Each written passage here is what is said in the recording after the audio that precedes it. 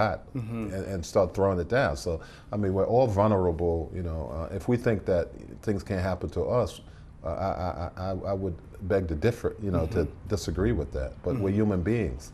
So there was one guy I was trying to help. And now what about young people? I mean, like I asked you before, because especially the youth, you know, are affected by these drugs and alcohol. And does any of your work include outreach to youth? Yes. You know, one drug that came in like in the late 80s and early 90s was crack cocaine. And I saw the devastation it did, you know, in the black communities. Right now, a drug that's hitting the white communities is crystal meth. So, I mean, these drugs come in and just kind of wipe communities out. So I do what I can. I did work at a treatment center that, you know, dealt with kids who were crack, not only crack cocaine, but gang affiliations. And there was a marriage between the gang affiliation and the crack cocaine. So I got in there and did the best that I could do. Right. So after counseling, you know, what is it that you moved on to in terms of vocation-wise? Well, back 2003, I began writing my autobiography, which you have a copy of right here. It's called Darkness to Sunlight. Yeah, and Darkness to Sunlight. How did you choose this title? Well, I mean, darkness, if you read the book, you would see there's many darknesses to sunlights. Coming from Brooklyn and going to Iowa, you know, becoming a nascent basketball player to becoming an All-American. From family dysfunction, my mom and dad never spoke one day of my life. And, you know, having a family, coming from not having any kids to having 6 kids, you know, and going, you know, so there's so many darknesses to sunlights. Well, what inspired you to write this? Because, you know, it takes a lot of work and a lot of time to write a book. What inspired you to write this book, and who are you trying to reach with it? Good question. I was a prodigy.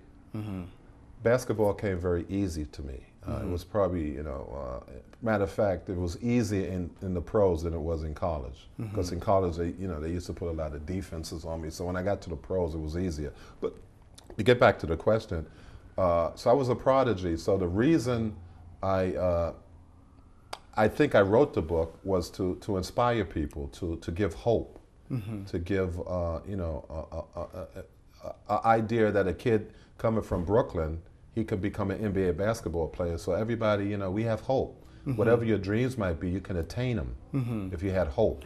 But let me ask you about your book. Does it integrate the role that Islam helped you? I mean, that Islam played in helping you realize your dreams and your path in life? Yes, but it does it in a very skillful way, and I didn't plan it that way. Where this little kid, he's around alcohol, he's around drugs, he's around people shooting up, heroin, he's around all these things. And yet and still something's whispering, protecting him every phase of the way. You know, I got in trouble when I was a teenager. So I ended up in prison. So, but there was something back there protecting me. Call it angels or call it whatever.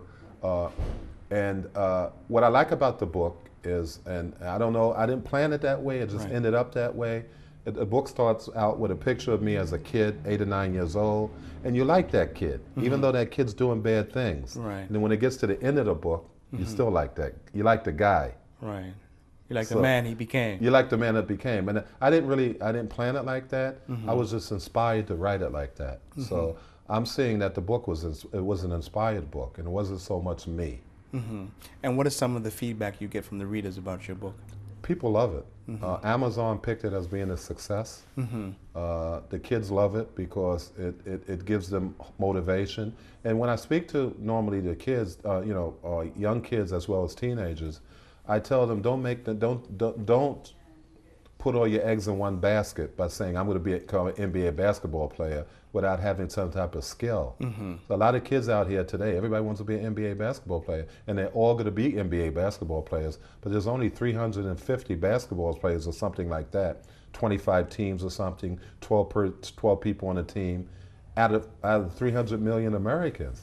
So that the chances, I tell kids, they will have more success in trying to become an astronaut than to become an NBA basketball player. So if a kid, if he's good at math, if a girl is good at taking care of a family, you know, wanting to be a mother and taking care of their kids, or you know, a guy wants to be an accountant, or a guy wants to be, you know, get some really good skills, mechanic skills. Go for that, and it also you know, pursue your MBA dream.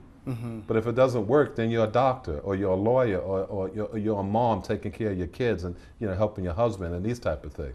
Okay, Zay, tell us a bit about your family life and your children. Oh yeah, I have 6 children. I got 4 daughters and 2 sons, and that range from anywhere from 35 years old down to 6-year-old. So that's a little bit about my family. I have 2 grandchildren. Right, mashallah. Very nice.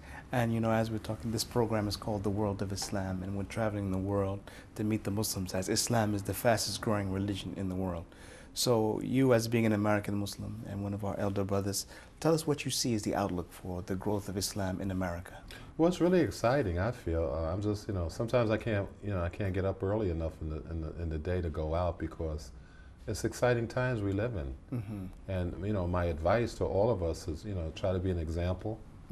And even myself, I'm not a perfect person. I make mistakes like any of us. But try to be an example, and if you're an example, you will inspire somebody who might be interested, and they might say, well, what is Islam? And then you'll get the blessings for that. Zay, well, thank you very much for sitting with us and spending some time with us, and we appreciate you letting us know what your path to Islam was and the growth of Islam in America.